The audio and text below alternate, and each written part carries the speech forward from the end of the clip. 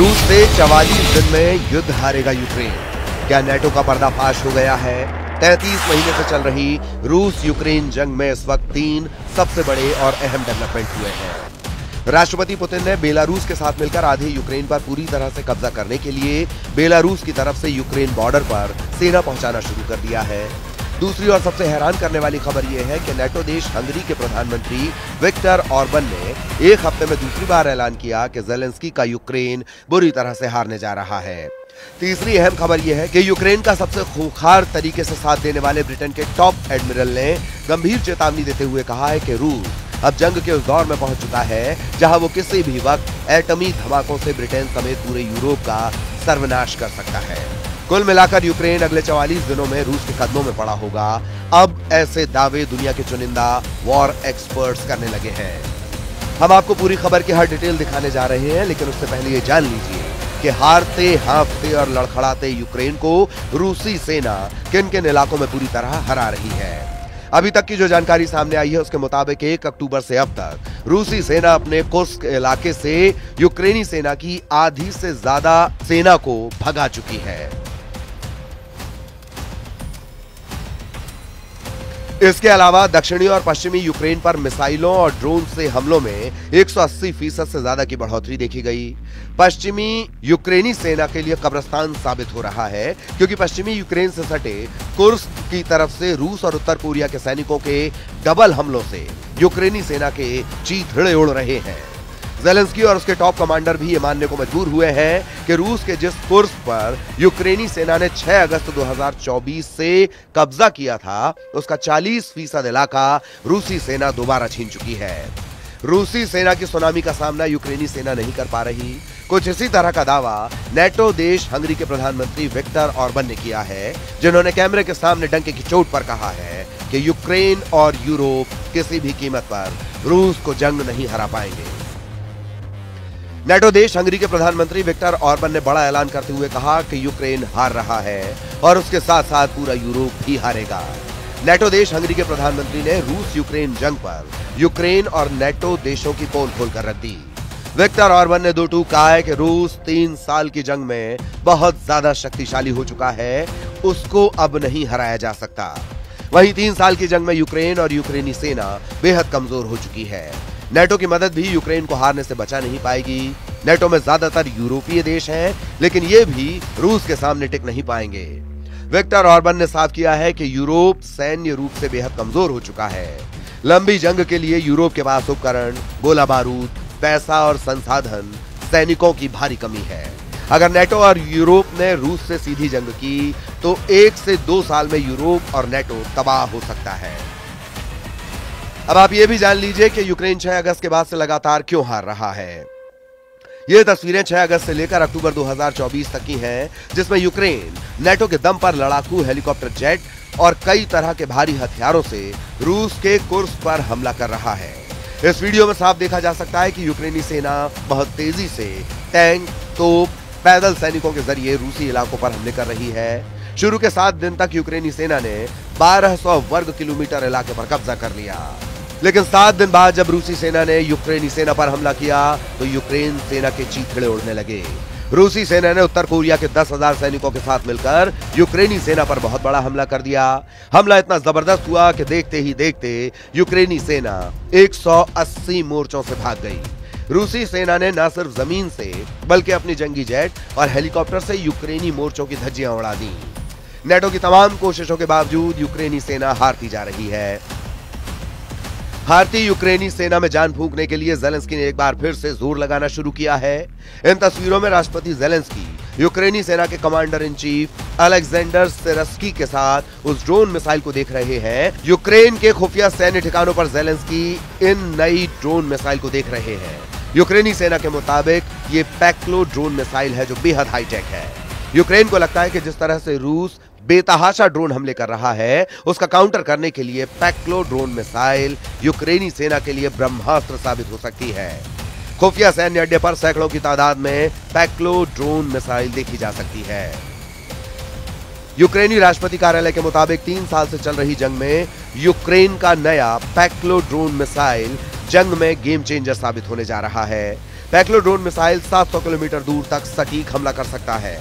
पैक्लो drone missile hi tech नए navigation और विस्फोटकों से लैस है। यूक्रेनी दावों के मुताबिक पैक्लो ड्रोन मिसाइल 700 किलोमीटर प्रति घंटे की रफ्तार से उड़ान भरती है और सटीक हमला करती है। पैक्लो ड्रोन मिसाइल 1 मीटर से ज्यादा लंबे हैं, दोनों तरफ छोटे पंख और 2 टेल फिन हैं। यह अमेरिका द्वारा आपूर्ति की गई ATACMS मिसाइलों की घोषित सीमा 300 किलोमीटर से ज्यादा दूरी पर हमला कर सकते हैं। यूक्रेन पैक्लो ड्रोन मिसाइल के जरिए रूस में 1000 किलोमीटर अंदर तक हमला करना चाहता है। पैक्लो ड्रोन मिसाइल का पहला बैच यूक्रेनी सेना को हमला करने के लिए दिया जा चुका है। पैक्लो मानव रहित यान, जिसका यूक्रेनी में अर्थ दुश्मन के लिए नरक।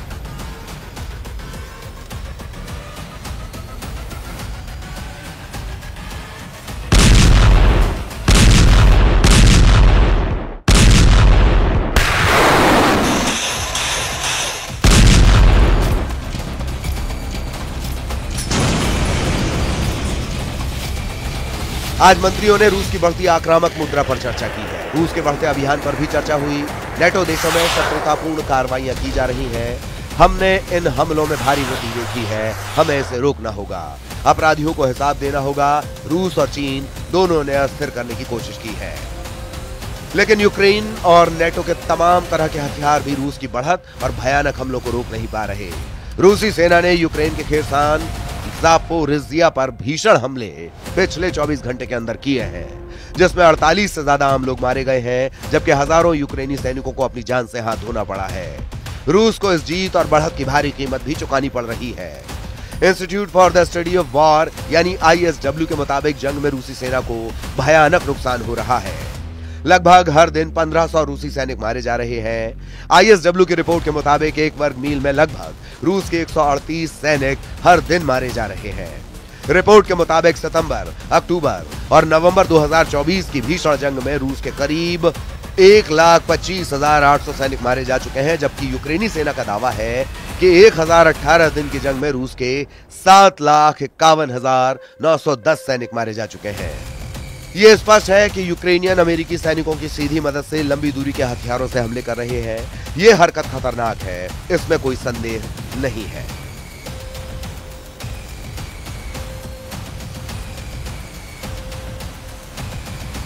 ये एक बहुत ही खतरनाक खेल है और सीमित आदान प्रदान की बात करें तो परमाणु हमले आपदा को निमंत्रण है जो हम नहीं चाहते।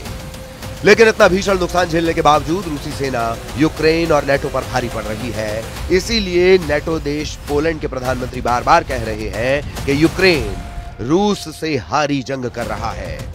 नेटो देश हंगरी के प्रधानमंत्री विक्टर ऑर्बन अमेरिका, ब्रिटेन और नेटो देशों को चेतावनी देते हुए कह रहे हैं कि अगर पुतिन पश्चिमी देशों को बड़ी और खौफनाक जंग की धमकी दे रहे हैं तो इस धमकी को बहुत ज्यादा गंभीरता से लेना होगा। पुतिन की धमकी को बकवास समझने की जरा भी भूल ना करें। पुतिन की धमकी में वजन, परिणाम और संकेतों को साफ तौर पर समझा जा सकता है। यूक्रेन ने जिन मिसाइलों से रूस पर हमला किया है उसे अमेरिका की सीधी मदद के बिना नहीं चलाया जा सकता है। ब्रिटेन और अमेरिका दोनों ने लक्ष्मण रेखा लांघी है। मैं सिर्फ ये कहना चाहता हूं कि जब रूस अपने परमाणु शस्त्रागार को तैनात करने के नियमों को बदलता है तो इसका मतलब साफ है, ये कोई धोखा नहीं है, बल्कि महाविनाश की जंग का साफ तौर पर संदेश है।